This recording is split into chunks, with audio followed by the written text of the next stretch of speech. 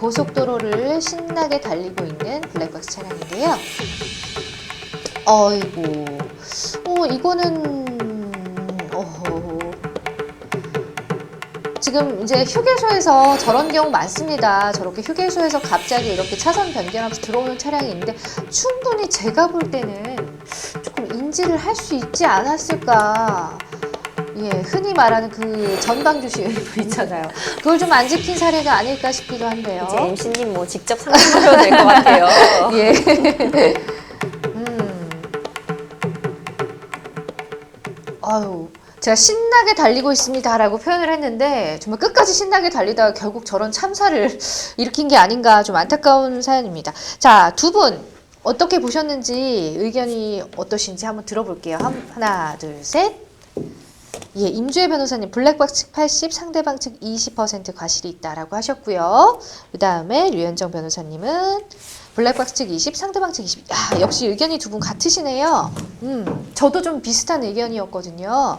자, 그러면 우리 임주혜 변호사님 의견부터 한번 들어보도록 하겠습니다. 오늘 류현정 변호사님과 저랑 딱 통했네요. 같은 과실 비율을 적어주셨는데요. 그러니까요. 지금 사건 보시면서 신님도 잘 지적해 보셨겠지만 좀 신나게 달리고 계셨어요. 네. 신나게 달리고 있을 사람들은 좀 과속했다고 볼 여지는 있을 것 같습니다. 아무래도 이제 이곳이 고속도로였다고는 해도 속도는 좀 상당히 빨랐을 것으로 보이고 휴게소죠. 휴게소에 나오고 있는 버스가 지금 벌써 아까서부터 보이고 있었어요. 그럼요.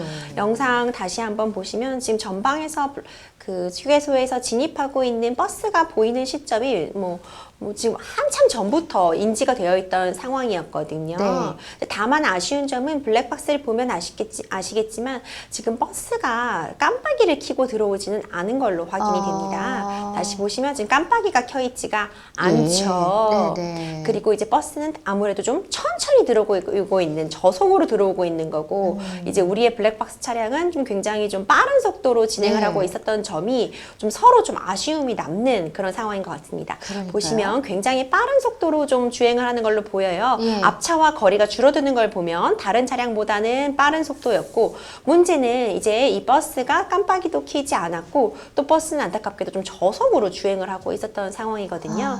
이제 휴게소가 이렇게 있는 경우가 굉장히 많은데 이때 네. 가장 주의하실 점은 휴게소에 지금 들어가지 않고 정상적으로 주행하고 있던 차량의 경우에는 휴게소에서 나오고 있는 차량이 진입할 걸 좀 예측하고 속도를 좀 줄이면서 들어가셔야 될 것이고 네. 또 반면 휴게소에 들어갔다 나오는 차량의 경우에는 좀 앞으로 쭉 진행을 하면서 옆을 좀 살피시다가 속도가 어느 정도 붙은 다음에 끼어드셔야지 또 다른 차량의 진행에 방해가 안 되거든요. 우리가 통상 그냥 도로에서는 적당한 속도로 가야 되고 뭐 끼어들기 할 때도 좀 천천히 들어가야 된다 이렇게 생각하시는 분들이 많은데 예. 사실 중요한 부분은 다른 차량의 통행에 방해가 되지 않는 방식으로 끼어들기를 하시는 게 중요해요. 그렇죠. 이거는 일반적인 그냥 도시에 있는 도로에서도 마찬가지인데요. 지금 사실 이 버스 같은 경우에는 앞에서 또 블랙박스를 보면 나오지만 다른 차량이 지금 주행하고 있는 속도보다는 훨씬 맞아요. 못 미치고 있는 속도로 들어오고 있었어요. 사실 차라 당연하죠. 내어라 하면서 끼어들었죠. 왜 사실 그랬을까요? 또 이 부분이 당연하죠. 왜냐하면은 지금 휴게소에서 바로 나와 있는 상황이기 때문에 버스는 특히 큰 차라서 가속을 붙는 데까지 가속이 붙는 데까지 시간이 걸려서 아쉬웠던 부분은 버스 기사님께서 조금 더 직진을 하시면서 가속을 올리신 다음에 끼어들었다면은 좀 하나 아쉬움이 남기는 하고 네. 그리고 좀 깜빡이를 안 켜신 점에는 아쉬움이 남나 이 사건 같은 경우에는 아무래도 지금 블랙버스 차량이 빠르게 주행을 하면서 사고가 났고 한참 전부터 지금 버스가 보였기 때문에 차 간 거리가 여유가 있었기 때문에 좀 속도를 줄였거나 전방 주시를 했다면 충분히 피할 수 있을 것으로 생각이 돼서 네. 다만 이제 방향 지시등을 켜지 않은 점 다소 속도가 좀 저속이었던 점을 고려해서 버스 쪽에 과실을 20 정도만 부여드려서 뭐 최대치로 전 드린 거거든요.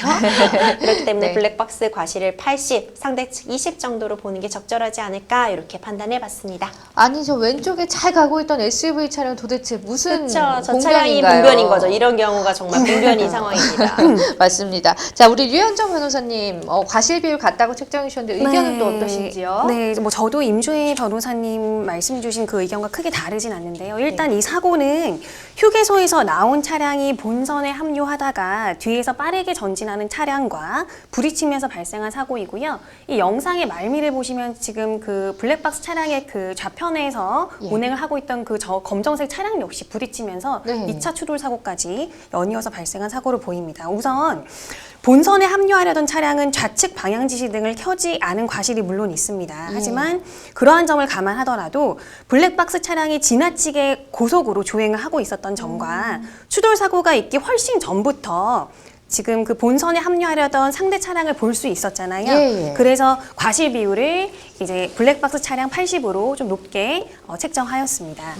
블랙박스 차량의 경우에는요, 추돌을 방지하기 위해서 속도를 서서히 줄일 만한 충분한 시간적 그리고 거리적인 여유가 있었다고 보여지는데 그럼에도 불구하고 전혀 속도를 늦추지 않고 그대로 들이받은 부분은 아마도 운전자분께서 다른 무언가를 하고 있었던 것은 아닌가라는 생각이 들 정도인데요. 그러니까 말이에요. 예, 본선에 합류하려던 차량 같은 경우에는요, 저희 상대측 차량은 물론 좌측 방향 지시 등을 켜지 않은 과실은 있지만 본선에 합류할 수 있는 거의 끝 지점에 다다라서 완전히 방향을 좌측으로 틀어서 들어오고 있었기 때문에 예. 사실 방향 지시 등을 켜지 않은 점을 감안하더라도 얼마든지 그 본선에 합류하려고 했던 사정을 다른 이제 운행자들이 볼 수 있었던 것으로 보여서 맞습니다. 과실을 비교적 낮게 책정하였습니다. 그렇군요. 자, 이렇게 영상과 같이 고속버스나 대중교통과 일반 차량이 사고가 났을 경우에 일반 차량 측의 과실로 인한 사고라면 대중교통 승객에 대한 보상까지 일반 차량이 감당해야 하는 건지 궁금합니다. 그래서 왜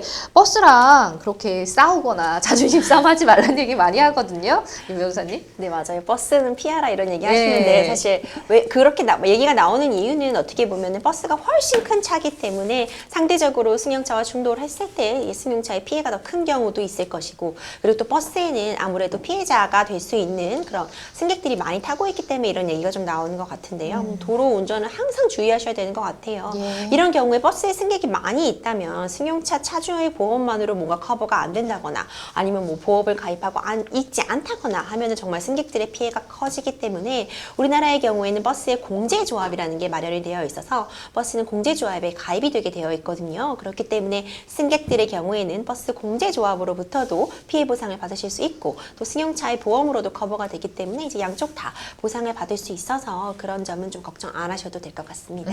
알겠습니다. 자, 블랙박스 통해서 저희가 이제 과실 비율 따져봤는데요. 과실 비율은 변호사님들의 개인적인 의견일 뿐 또 실제 판단 사례와는 다를 수 있다는 점 참고하시기 바랍니다.